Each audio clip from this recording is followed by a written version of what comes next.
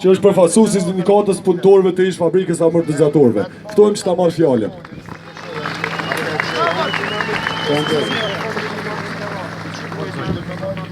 Të nderuar qytetarë të Republikës së Kosovës, si përfaqësues i sindikatave përkrahëse të protestave, njëherë sekretari i sindikatës së punëtorëve të fabrikës amortizatorëve në Prishtinë, duam të shprehim mbledhjen tonë ndaj shtetit të kapur, ku edhe ju kemi bashkangjitur këtij karvani kundër pjesës kapjes së shtetit. Kapja e shtetit është prezente në të gjithë procesin e privatizimit të Kosovës. Rasti më tipik që dëshmon kapjen e shtetit është privatizimi ndërmarrë shëshore fabrikës së amortizatorëve në Prishtinë. Këtë privatizim kriminal dhe pa bazë ligjore e bërën krerët e shtetit përmes kompanisë Devolli.